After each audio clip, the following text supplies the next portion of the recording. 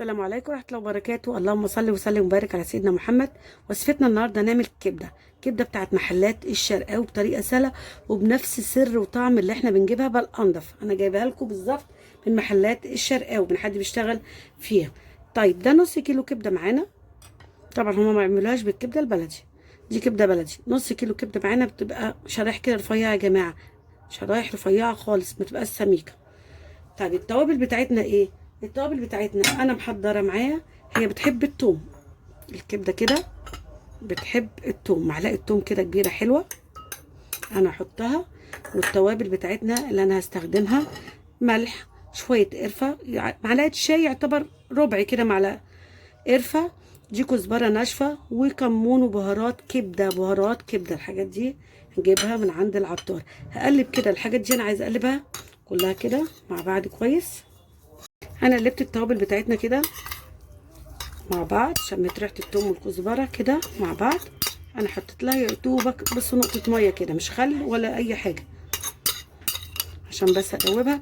وهقلبها بقى بايدي في الكبده يا جماعه، بالايد، عشان عايزه الكبده بتاعتي كلها تاخد طعم التتبيله بتاعتنا الحلوه دي. وهركنها بقى يا جماعه ساعتين، ساعه بس ما تكترش عن كده. هركنها واسيبها عشان تشرب طعم التتبيله بتاعتنا. هقول لكم السر بالظبط زي ما احنا بنجيبها جاهزه وبيبقى طعمها جميل كده. بص انا قلبت بايدي يا جماعه، قلبت الكبده في قلب التتبيله كده بتاعتنا، وخلاص زي ما انا قلت لكم انا هسيبها ساعتين. عايزه اقول لكم ان انا هعمل حاجه مع الكبده، انا هعمل سلطه اللسان عصفور او الكبده اللي بتيجي مع الكبده بالرده. دول شويه لسان عصفور شايفين شويه صغيرين، هنزل كده معلقتين زيت، هديلهم لون بس شويه، عشان بس ايه، ياخد بس اللون شويه.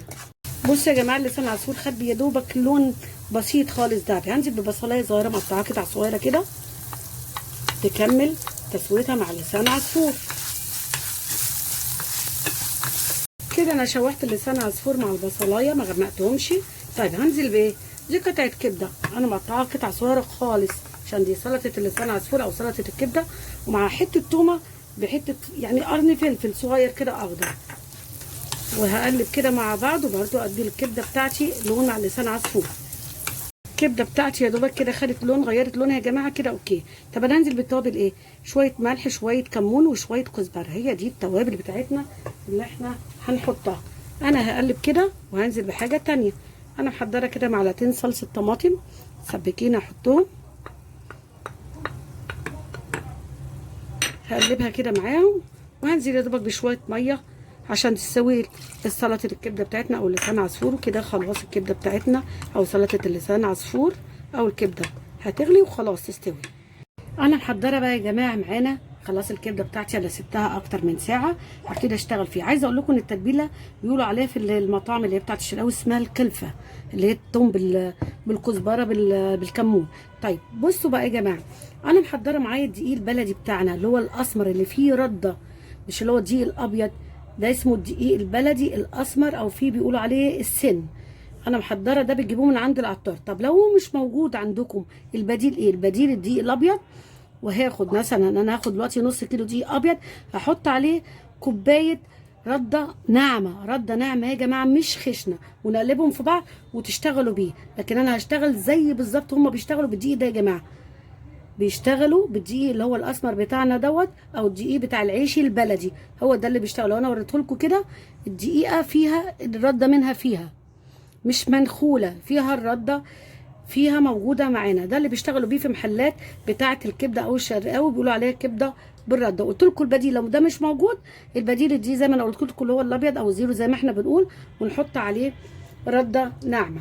طيب انا همسك بقى الكبده بتاعتنا كده، هشتغل انا حاطه كميه كويسه من الدقيق كده، هنزل بيها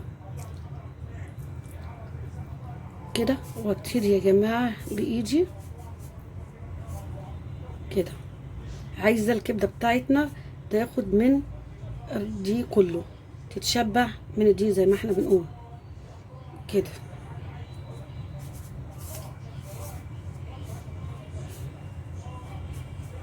كده انا هجيب كل الكميه كده برضو اهو كده بتاعتنا بالتتبيله بتاعتها.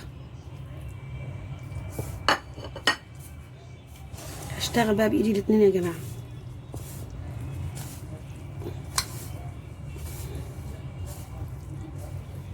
بس انا عايزه كله كده. في دي انا حاطه كميه دي كويسه. دي ما بتحطلوش اي حاجه، هي التتبيله بتاعتنا او الكلفه هي موجوده، كله بيعتمد على الكبده مش اكتر. شايفين؟ بصوا يا جماعه، انا محضره منخل زي ما هما بيعملوا بالظبط. هما بيحطوا الكبده كده شويه شويه في منخل ويبتدوا ايه ينخلوها من الدقيق. شايفين يا جماعه كده؟ منخل ما عندكوش يبقى خلاص مصفى يا جماعه. هما بيستخدموا منخل ويقعدوا ينخلوا كده، ما يخلوش فيها حاجه. شايفين قطعه الكبده اهي، اهي كده كده يا جماعه. هنخل كله بنفس الطريقه، بنفس الطريقه. بصوا يا جماعه، ده شكل الكبده بعد ما انا نخلتها.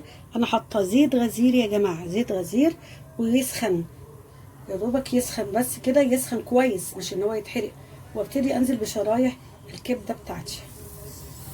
شريحه الكبده بقى يا جماعه بتقعد على النار حوالي يمكن اقل من دقيقه عشان اطلعها طريه كده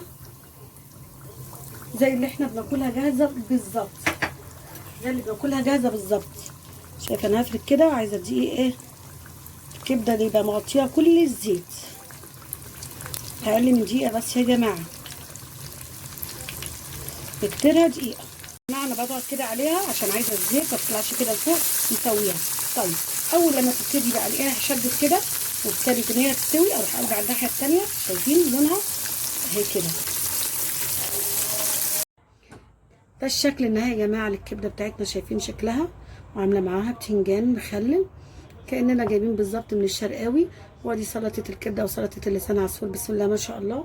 في حاجه انا بحب احطها شويه كده شطه بكزبره بكمون كده على الوش، هي بتيجي مرشوش عليها كده شويه. عايزه اوريكم شكل الكبده. بصوا ما تفرقش عن حاجه ان احنا بنجيبها، بالعكس. شايفين طريه ومستويه ازاي؟ ما شاء الله. دي طريقتنا ووصفتنا في عمل الكبده بتاعت الشرقاوي او الكبده بالرده، ومعاها سلطه الكبده وسلطه اللسان عصفور. وان شاء الله اللي يتفرج على الفيديو بتاعنا ويعجبه يدعمنا بلايك ويشترك في القناه ويفعل الجرس عشان يوصل له كل جديد. والسلام عليكم ورحمه الله وبركاته.